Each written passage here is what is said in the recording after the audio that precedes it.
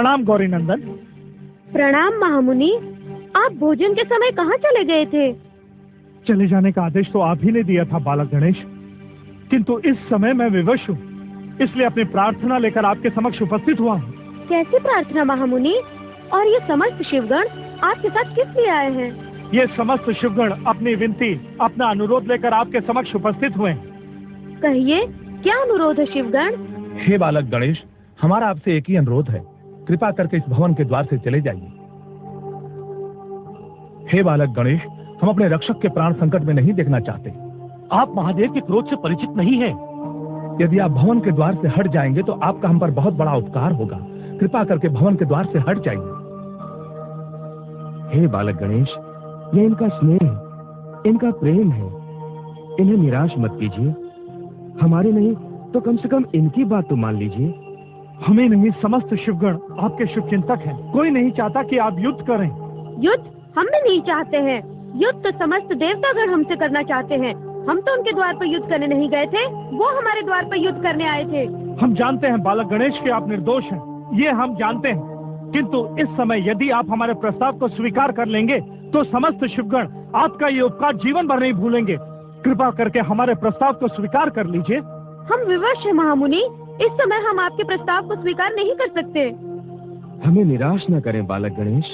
यदि आप अपना ये प्रस्ताव उस समय लेकर आते जिस समय महादेव ने हमसे युद्ध की घोषणा नहीं की थी, तो हम आपका ये प्रस्ताव अवश्य स्वीकार कर लेते। तो क्या अब आप ये स्वीकार नहीं करेंगे? अब तो ये असंभव है महामुनि, हम ये द्वार नहीं छोड़ सकते। यदि अब हम ये द्वार छोड़ेंगे तो स्वामी महादेव और समस्त देवतागण की दृष्टि में हम कायर कहलाएंगे। एक वीर महाबली को कायर कौन कह सकता है? कृपा करके हमारी बात मान लीजिए बालक गणेश, कृपा करके हमारी बात मान लीजिए। आप क्या चाहते हैं कि हम कायरों की तरह अपने भवन में छुपकर बैठ जाएं? ये युद्ध नहीं, हमारी प्रतिष्ठा और हमारे मान सम्मान की बात है। यदि हम यहाँ से चले गए तो स्वामी महादेव ये समझेंगे कि हम उनके भय से ये द्वार छोड़कर चले गए। ब्रह्मदेव, श्री हरि विष्णुदेव और महादेव जैसे बलिष्ठ देवता आपसे युद्ध करने के लिए आ रहे हैं। आप अकेले उनके अस्त्र शस्त्र का सामना किस प्रकार करेंगे? युद्ध शस्त्रों से नहीं, साहस से लड़ा जाता है। यदि उनके पास शस्त्र हैं, तो हमारे पास साहस है। अब कुछ भी परिणाम हो, हम ये द्वार नहीं छोड़ेंगे। हम उनके आक्रमण का उत्तर देंगे।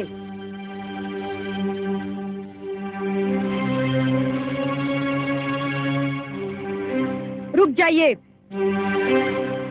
युद्ध से पूर्व आप ये अच्छी तरह सोच लीजिए, कहीं आपको भी हमारे हाथों अपमानित न होना पड़े। यदि आप इस अभिमान में आए हैं कि हमें छोटा बालक समझकर युद्ध में पराजित कर देंगे, तो आपका यह अभिमान चूर चूर हो जाएगा। पार्वती नंदन गणेश, हम तो शांत ब्राह्मण विष्णुदेव हैं। हम आपसे युद्ध करने के लिए नहीं, बल्कि आपके समक्ष शांति का प्रस्ताव लेकर आए हैं। यदि युद्ध के उद्देश्य से आते तो हमारे पास शस्त्र होते। इसी से समझ लीजिए, हम युद्ध नहीं शांति चाहते हैं। और हमारे साथ साक्षात कमलोद्भव ब्रह्मदेव हैं। हम आपसे आशा करते हैं कि आप हमसे कृपा पूर्ण व्यवहार करेंगे पार्वती नंदन गणेश। यदि आप हमारे साथ शांति प्रिय हैं, तो हमारा व्यवहार भी आपके साथ वैसा ही होगा। मनुष्य तो एक दर्पण का रूप है। हम उसके सामने जो भी वेशभूषा बनाकर जाएंगे, हमें दर्पण में वही दिखाई देगा। क्या बात कही पार्वती नंदन गणेश ने। एक छोटा सा बालक समस्त गुणों से परिपूर्ण हो, बड़े आश्चर्य की बात है ब्रह्मदेव। हे देव, इसमें आश्चर्य कैसा? पुष्प चाहे छोटा हो या बड़ा, उसका तो एक ही स्वभाव है, सुगंध फैलाना। हम भी आदर्शवादी माताश्री के आज्ञाकारी पुत्र हैं। उनके अच्छे संस्कार भी हमारे अंदर आना निश्चित है। धन्य है ऐसी माँ, जिन्होंने आप जैसा आज्ञाकारी और संस्कारी पुत्र प्राप्त किया है। केवल एक अच्छी माँ ही समस्त संसार का सौंदर्य है देव। यदि माँ ही नहीं तो कुछ भी नहीं। आप बताइए, आपने यहाँ आने का कष्ट किस लिए किया? गौरी नंदन, हम आपके समक्ष उलाहना लेकर नहीं, एक प्रार्थना लेकर उपस्थित हुए हैं।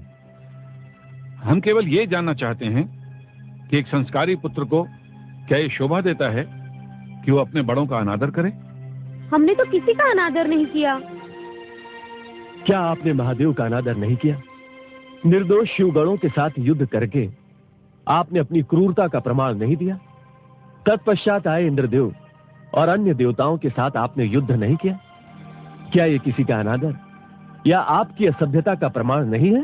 हे देव, आप धर्म के ज्ञाता ही नहीं, धर्म की स्थापना करने वाले विष्णुदेव हैं। यदि आप ही न्याय, अन्याय, धर्म, अधर्म के अंतर को नहीं पहचान पाएंगे तो धर्म का पालन ही कौन करेगा?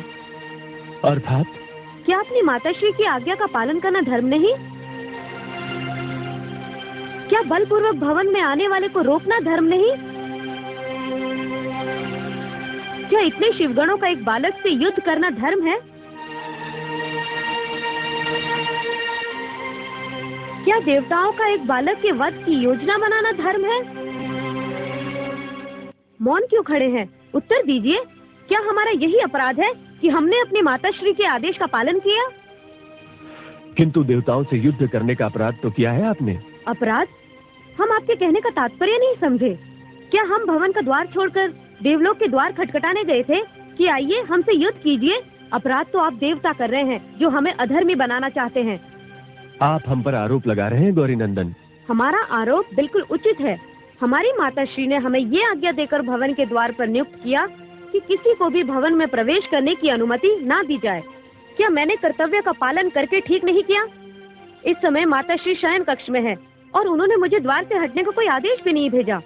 यदि आपकी दृष्टि में हमारा द्वार पर नियुक्त रहना अधर्म है तो हम हटने के लिए तैयार हैं, लेकिन आपको ये कहना पड़ेगा कि माँ की आज्ञा का पालन करना कोई धर्म नहीं।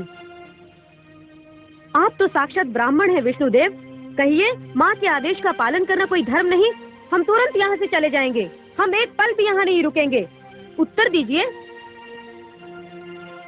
अपनी माँ की आज्ञा का उल्लंघन करना अधर्म है पार्वती नंदन गणेश। धर्म यही है कि माँ की आज्ञा का पालन किया जाए। तो जाइए, प्रभु महादेव और समस्त देवताओं को जाकर समझाइए कि हम इस द्वार पर अपना कर्तव्य निभा रहे हैं। जैसे ही मातेश्वरी का आदेश प्राप्त हो जाएगा हम उन्हें भवन में आने की अनुमति दे देंगे। इसके पश्चात भी यदि वो हमसे युद्ध करना चाहते हैं तो हम तैयार हैं। पार्वती नंदन गणेश, हम आपकी भावनाओं से अवगत हुए, किंतु समस्त देवता जो उचित समझेंगे वही उत्तर आपको दिया जाएगा।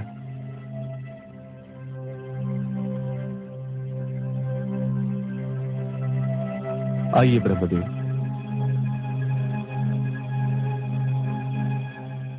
ब्रह्मदेव, बालक गणेश ने हमें निरुत्तर कर दिया है। कुछ समझ में नहीं आ रहा इस बालक को किस प्रकार और क्या उचित उत्तर दिया जाए। उचित उत्तर केवल युद्ध है महाप्रभु। इसके अतिरिक्त हमारे पास अन्य कोई मार्ग नहीं है। ब्रह्मदेव, यदि धर्म की दृष्टि से देखा जाए तो बालक गणेश अपने स्थान पर बिल्कुल है। वो अपनी माताश्री की आज्ञा का पालन कर रहे हैं। हे जगत पालक, प्रश्न इस समय उचित अनुचित धर्म या अधर्म का नहीं है। इस समय प्रश्न है गौरी नंदन गणेश के पुनर्जन्म का। बालक गणेश को पुनर्जन्म लेना ही होगा। बालक गणेश का पुनर्जन्म तभी संभव हो सकता है जब बालक गणेश की मृत्यु हो ब्रह्मदेव।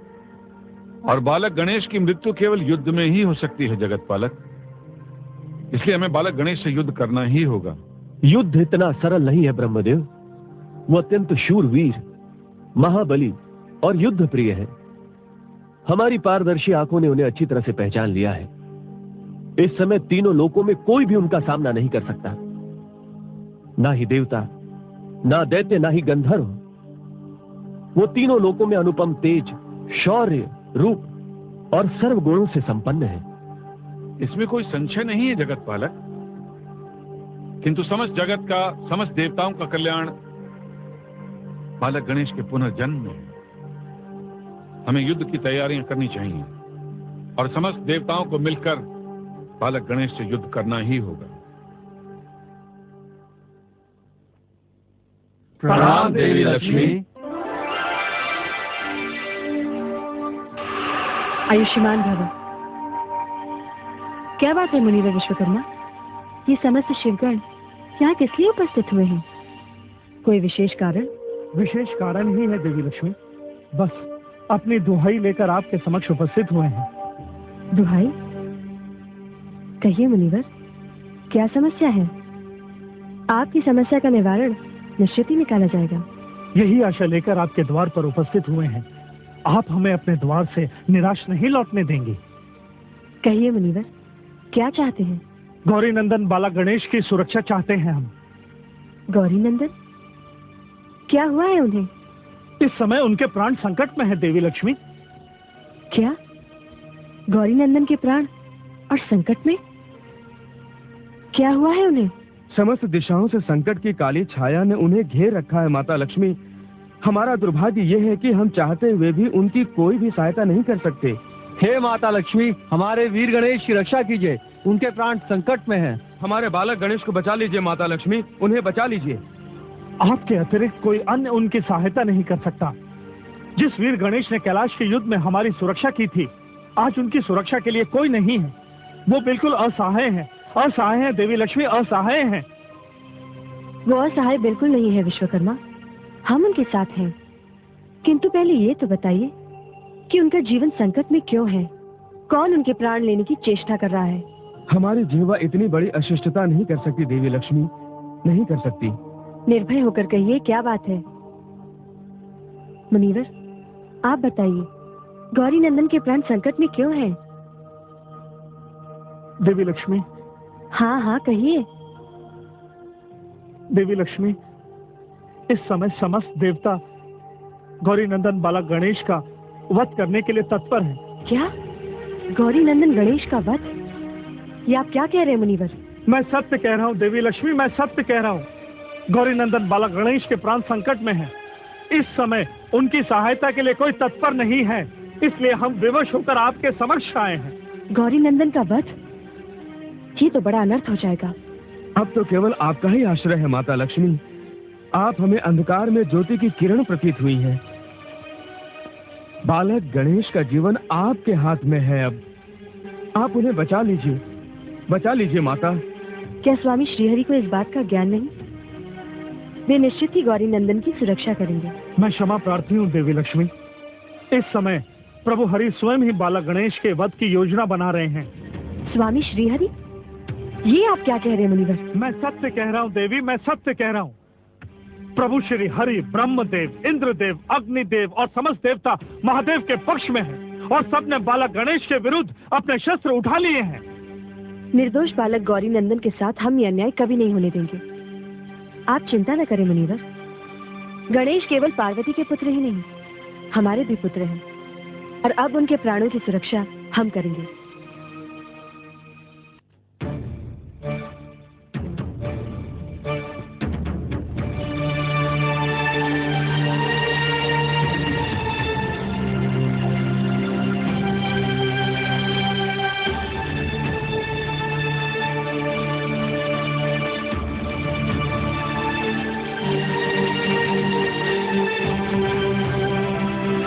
देवी लक्ष्मी,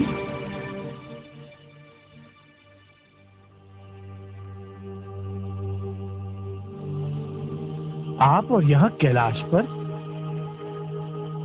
श्री हरि स्वामी विष्णुदेव कहाँ हैं देवी? परम भक्त तो आप हैं उनके। आपको ज्ञान होना चाहिए कि इस समय वे कहाँ हैं। नारायण नारायण, ये क्या अनर्थ हो रहा है देवी? ब्रह्मलोक गया तो पता लगा पिताश्री ब्रह्मदेव कहीं गए हुए हैं। तत्पश्चात विष्णु लोक पहुंचा तो भगवान विष्णु का कहीं कोई पता नहीं। वहां शिवलोक में भगवान महादेव के दर्शन नहीं हुए। देवी समझ में नहीं आ रहा, ये एक ही समय में समस्त देवतागण कौन सी लीला रच रहे हैं? निश्चित ही समस्त देवतागण कोई विशेष लीला रच रहे हैं, किंतु हमने ये संकल्प लिया है कि उनकी किसी भी लीला को कभी सफल नहीं होने दिया जाएगा। नारायण नारायण, देवी लक्ष्मी के मुख पर क्रोध के भाव। क्षमा प्रार्थी हूँ देवी, किंतु आपके क्रोध का कारण जान सकता हूँ? इस समय हम आपके किसी भी प्रश्न का कोई उत्तर नहीं दे सकते। हम शीघ्रता में हैं। ठहरिए देवी लक्ष्मी, आपको उत्तर देना ही होगा। प्रणाम भगवान। प्रणाम देवर्षि नारद। देवी लक्ष्मी, आप हमें उत्तर दिए बिना ऐसे नहीं जा सकती हैं देवी। अब उत्तर तो आपको रणभूमि में ही दिया जाएगा स्वामी। रणभूमि अर्थात? ये क्या अनर्थ कर रही हैं आप? आपको ज्ञान है कि इस अनर्थ का परिणाम क्या होगा? अनर्थ तो आप कर रहे हैं स्वामी। क्या आप नहीं जानते जो आप करने जा रहे हैं उसका परिणाम क्या होगा? आपने जो निर्णय लिया है वो बिल्कुल अनुचित है देवी।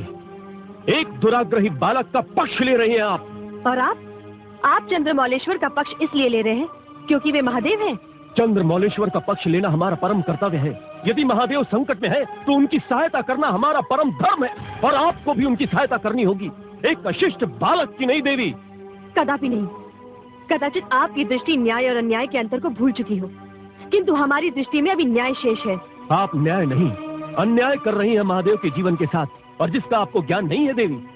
महादेव के जीवन का महत्व है और एक निर्दोष बालक के जीवन का कोई अर्थ नहीं। आप समझने की चेष्टा कीजिए देवी, हम उस बालक के शत्रु नहीं। यदि आप उस बालक के शत्रु नहीं तो आप उसके शुभचिंतक भी नहीं हैं। आप क्या समझती हैं? समस्त देवताओं की शक्ति के समक्ष आप ठहर सकेंगी? मत भूलिए, देवियों की शक्ति के समक्ष सदैव देवताओं को झुकना पड़ा है। अब आपका युद्ध पार्वती नंदन गणेश के साथ नहीं, अब आपका युद्ध समस्त देवियों के साथ है। नारायण नारायण नारायण, ये घोर अनर्थ हो जाएगा देवी, घोर अनर्थ। ये क्या हो रहा है प्रभु? किस बालक के लिए देवी देवता परस्पर युद्ध को तत्पर है प्रभु? देवर्षि नारद, आप ही देवी लक्ष्मी को समझाइए, ये जो कुछ भी कर रही है वो बिल्कुल अनुचित है। और आप समस्त देवता जो एक अबोध बालक की हत्या करने के लिए तत्पर है, वो उचित है। यदि विधि के विधान में उस बालक का वध है तो वध होकर रहेगा। हम तो युद्ध में केवल महादेव का साथ दे रहे हैं देवी, और हम इस युद्ध में पार्वती नंदन गणेश का साथ दे रहे हैं। यदि आपको महादेव का साथ देना है तो दीजिए, हमें कोई आपत्ति नहीं है, किंतु हमें रोकने का आपको कोई भी अधिकार नहीं है। जो अनुचित कार्य आप कर रही हैं उसके लिए अवश्य आपको रोका जाएगा। नहीं, इस समय आपके किसी भी आदेश का पालन नहीं किया जाएगा। इस समय आप हमारी दृष्टि में अन्यायी हैं। आप एक बालक की हत्या करना चाहते हैं और हम उसकी सुरक्षा। आप जीवन छीनना चाहते हैं और हम जीवन देना। और ये मत भूलिए स्वामी, मृत्यु देने वाले से जीवन देने वाला महान होता है। जाइए, आप जाकर आक्रमण की तैयारी कीजिए। बालक गणेश की सुरक्षा हम करेंगे। श्री हरि विष्णु देव की प्रतीक्षा और नहीं की जा सकती, अन्यथा हमारे भवन के द्वार पर बैठे उस उदंड बालक का साहस और अधिक बढ़ जाएगा। समस्त देवता युद्ध के लिए तत्पर है महादेव, किंतु श्री हरि विष्णुदेव के आने की प्रतीक्षा तो हमें करनी ही होगी। उनके पश्चात ही हम युद्ध के लिए प्रस्थान कर सकेंगे। अब किसी को भी युद्ध के लिए प्रस्थान करने की आवश्यकता नहीं है चंद्रमौलेश्वर। युद्ध के लिए प्रस्थान करने की आवश्यकता नहीं? ये आप क्या कह रहे हैं श्री हरि? क्या आप उस पराक्रमी बालक का वध करके आ रहे हैं? अब इस बालक का वध संभव ही नहीं है। ये किस प्रकार कायरों की तरह वार्ता कर रहे हैं श्री हरि? हम केवल सत्य कह रहे हैं चंद्रमौलेश्वर। अब यदि बालक गणेश का वध किया जाएगा तो ये युद्ध महायुद्ध में परिवर्तित हो जाएगा और महायुद्ध का परिणाम होगा समस्त देवताओं का विनाश। हमारे विद्यमान होते हुए देवताओं का विनाश असंभव। क्या आप समस्त देवता हमारे क्रोध से परिचित नहीं? किसमें इतना साहस है जो हमारे विरुद्ध युद्ध की घोषणा करे? हमारे विरुद्ध युद्ध की घोषणा हो चुकी है चंद्रमौलेश्वर। यही चेतावनी लेकर हम आपके समक्ष उपस्थित हुए हैं। किसने देवताओं के समक्ष युद्ध की घोषणा करने का दुस्साहस किया है? किसने? देवलोक की समस्त देवियों ने। समस्त देवियों ने? इस समय देवलोक की समस्त देवियां बालक गणेश के पक्ष में और हमारे विपक्ष में है चंद्रमौलेश्वर। ऐसे समय में बालक गणेश से युद्ध के लिए प्रस्थान करना हमारे लिए कतई उचित नहीं है। मैं देवी लक्ष्मी की आंखों में क्रोध की चिंगारियां देखकर आ रहा हूं चंद्रमौलेश्वर। देवी लक्ष्मी? यदि ऐसा है तो देवताओं के समक्ष बड़ी जटिल समस्या उत्पन्न हो जाएगी। देवियों द्वारा बालक गणेश की सुरक्षा का अर्थ है हमारी पराजय। देवियों का पराक्रम और उनकी शक्ति के समक्ष देवताओं को सदैव पराजय का सामना करना पड़ा है। बालक गणेश का वध निश्चित ही अनिवार्य है, किंतु हमें आक्रमण के लिए उचित समय की प्रतीक्षा करनी पड़ेगी।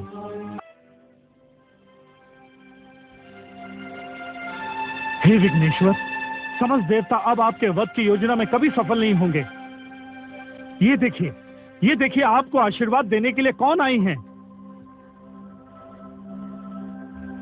हे वीर गणेश, ये साक्षात माँ देवी लक्ष्मी है। देवी लक्ष्मी? प्रणाम देवी माँ।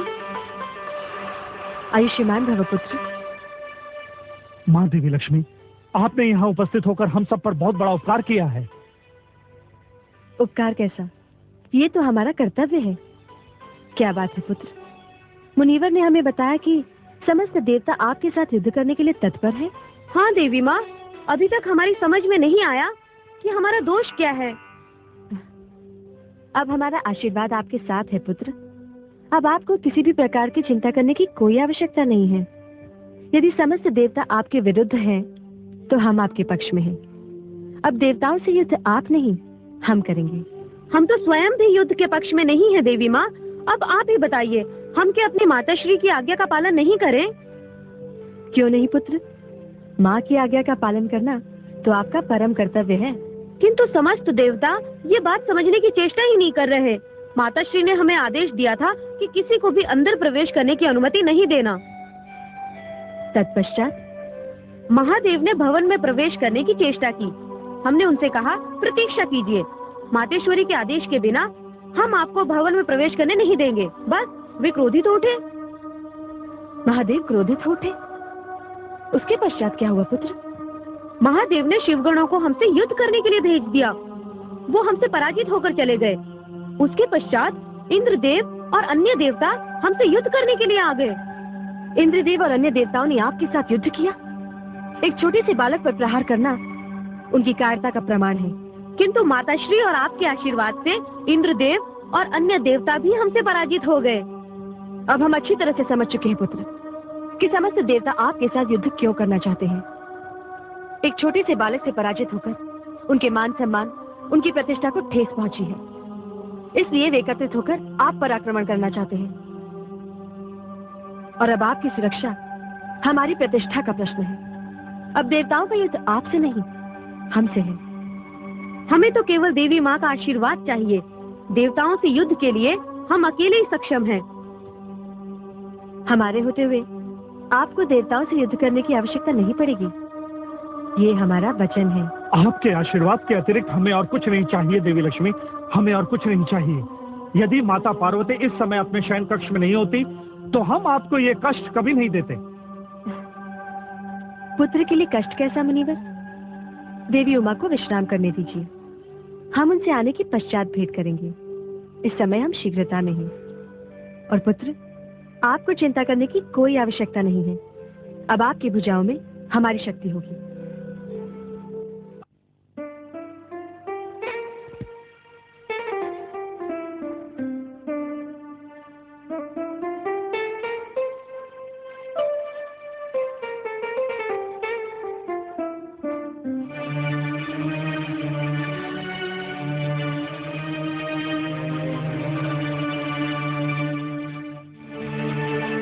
देवी लक्ष्मी, आप और इस समय क्या बात है? कोई विशेष कारण? यदि आदेश किया होता तो हम स्वयं आपके पास चले आते। इतना समय नहीं था देवी सरस्वती, इसलिए अति शीघ्रता में हमें आपके पास आना पड़ा। क्या बात है? कोई चिंता का विषय?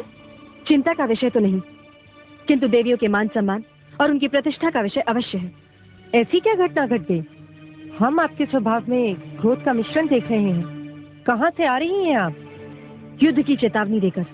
युद्ध की चेतावनी देकर? किसे? स्वामी श्रीहरि विष्णुदेव को। क्या? स्वामी श्रीहरि विष्णुदेव को?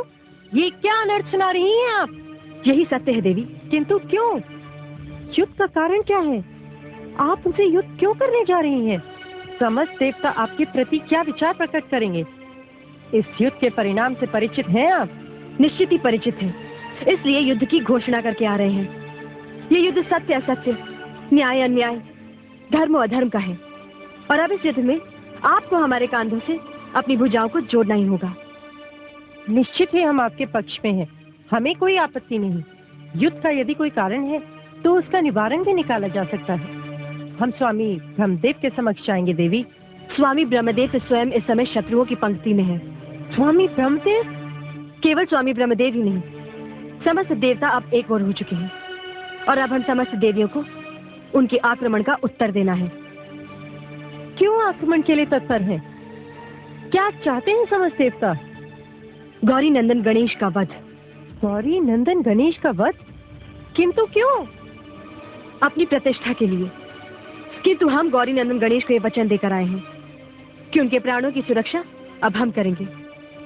कितना बड़ा अन्याय है कि समस्त देवता एक छोटे से बालक का वध करना चाहते हैं।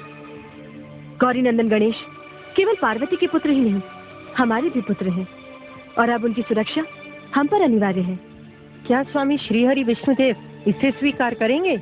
वे इसे स्वीकार करें या ना करें, किंतु हम गणेश की सुरक्षा अवश्य करेंगे और यही चेतावनी हम विष्णुदेव को देकर आ रहे हैं। बात यहाँ तक पहुँच चुकी है कि समस्त देवता आक्रमण के लिए तैयार हैं। हाँ देवी सरस्वती, अब ये आक्रमण बालक गणेश पर नहीं, हम पर है और हमें इस आक्रमण का उत्तर देना होगा। यदि समस्त देवता एक और हो चुके हैं तो हम समस्त देवियों को एकत्रित होना पड़ेगा। आप चिंता न करें देवी लक्ष्मी, पुत्र गणेश के साथ अन्याय नहीं होने दिया जाएगा। देवताओं के आक्रमण का उत्तर दिया जाएगा। ये क्या अनर्थ कर रही हैं आप? देवी गंगे, किस अनर्थ की बात कर रही हैं आप? आकाश से लेकर पाताल और कैलाश से लेकर समस्त देवलोक में केवल आप देवियों की ही चर्चा है कि किस प्रकार आप देवियों ने महादेव के विरुद्ध अपने शस्त्र उठाए हैं और उनके विरुद्ध युद्ध की घोषणा की है। देवी गंगे, आपको जो भी समाचार प्राप्त हुआ है वो सत्य है। निश्चित ही हमने युद्ध की घोषणा की है, लेकिन क्यों? इसका कारण क्या है? समस्त देवलोक में ये बात परिहास का विषय बनी हुई है कि देवी लक्ष्मी विष्णु देव के समक्ष और देवी सरस्वती ब्रह्मदेव के समक्ष युद्ध क्षेत्र में आ रही हैं। इस युद्ध का कारण क्या है? कारण ये है कि समस्त देवता मिलकर गौरी नंदन गणेश का वध करना चाहते हैं। गौरी नंदन गणेश का वध? उस निर्दोष बालक ने समस्त देवताओं का क्या बिगाड़ा है?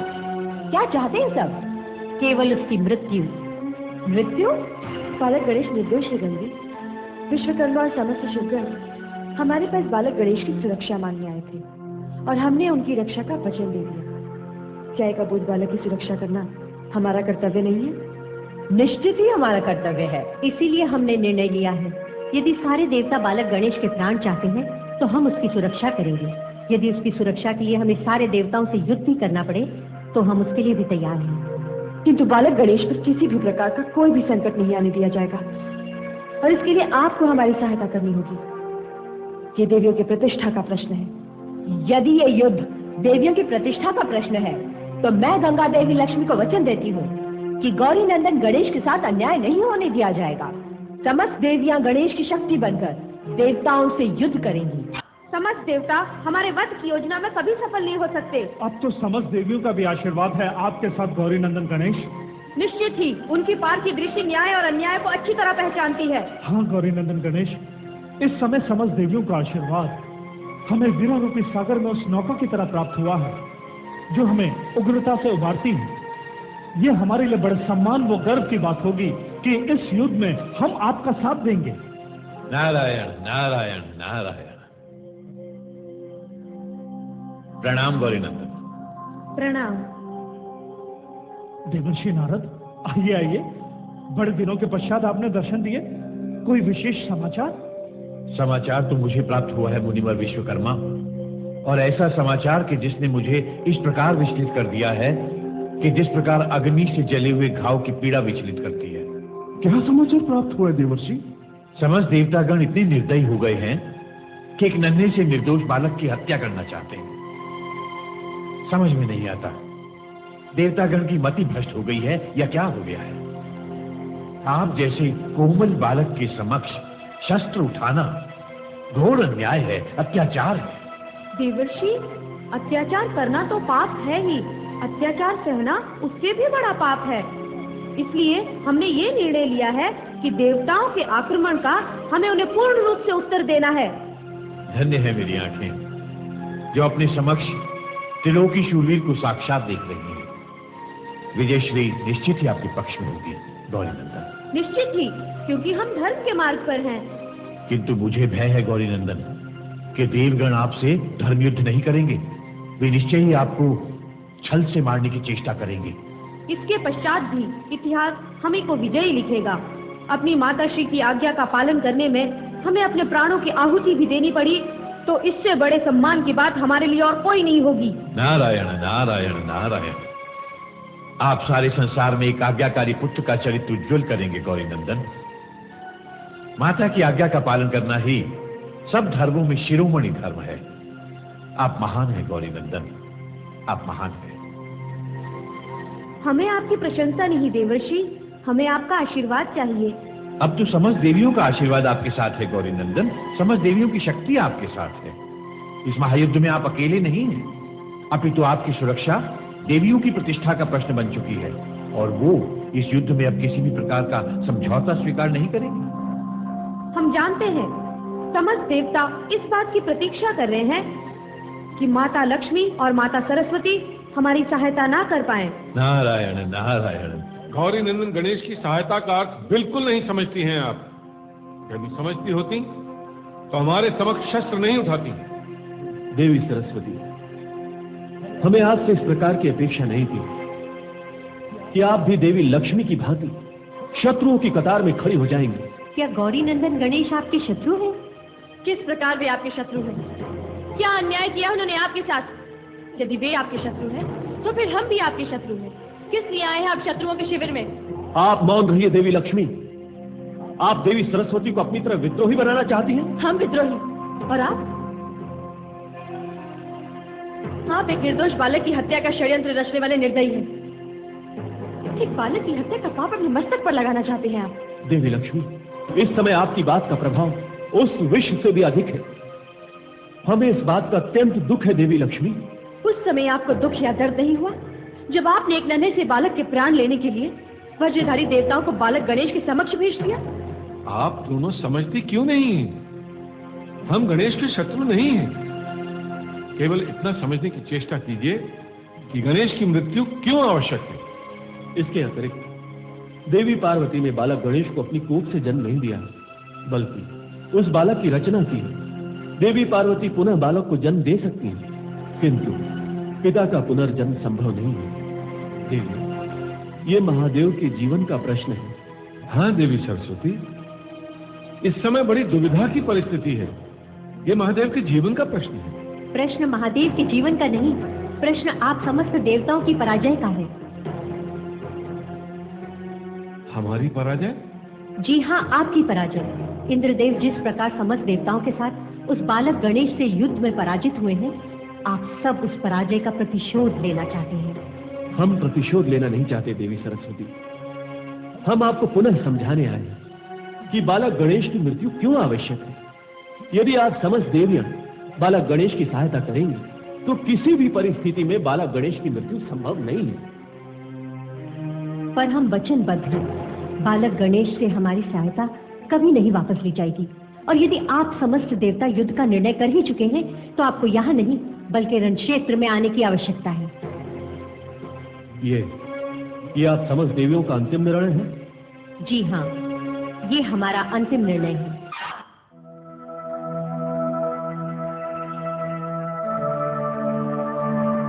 नारायण नारायण नारायण। प्रणाम श्री हरि विष्णु। प्रणाम देवर्षि नारद। प्रणाम पिताश्री। आयुष्मान भव।